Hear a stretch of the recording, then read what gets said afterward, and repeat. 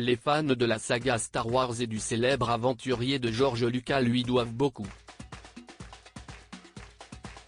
On a appris ce jeudi 6 avril le décès de Norman Reynolds à l'âge de 89 ans. Hollywood perd l'un de ses plus talentueux artistes. On a en effet appris le décès de Norman Reynolds à l'âge de 89 ans. Dans un communiqué transmis par sa famille, il est indiqué qu'il est décédé dans son lit paisiblement aux côtés de sa femme, Anne et de ses 3 filles. Il est l'une des légendes du grand écran, devenant l'un des chefs décorateurs les plus cotés du monde du cinéma et travaillant sur certaines des plus importantes sagas des années 80 et 90.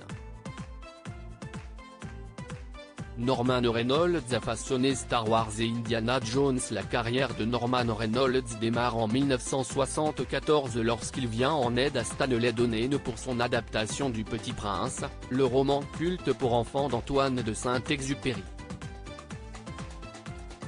Dans ce film musical qui sera nommé au Golden Globe dans la catégorie révélation masculine, le tout jeune directeur artistique né le 26 mars 1934 à Londres, fait ses débuts et arrive à mettre à l'image des décors à la hauteur de l'œuvre que le film adapte.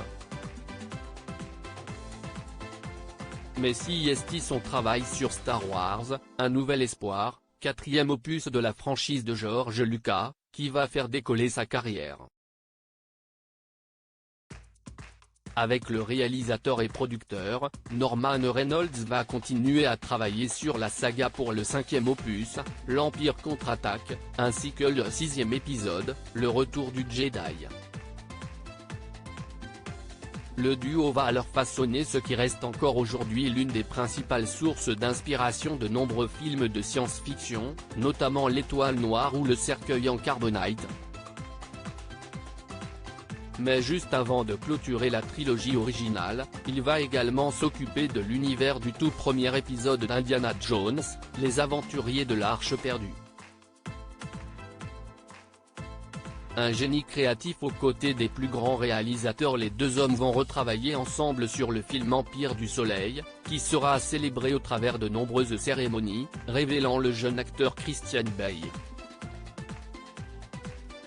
La même année, Norman Reynolds réalisera 2 épisodes d'Histoire fantastique, une série produite par Steven Spielberg, qui a eu droit à un remake sur Apple TV+. Dans les années 90, et fort de ses 2 Oscars, il signera la direction artistique d'Alien 3, et s'occupera de l'adaptation au cinéma de la franchise Mission Impossible, avec Tom Cruise. Sa dernière œuvre dans ce domaine se fera aux côtés de Chris Columbus.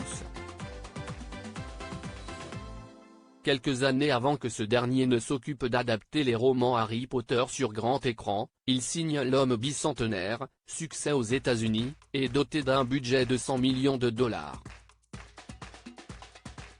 Au casting, un certain Robin Williams, dans une adaptation d'une nouvelle d'Isaiah Asimov.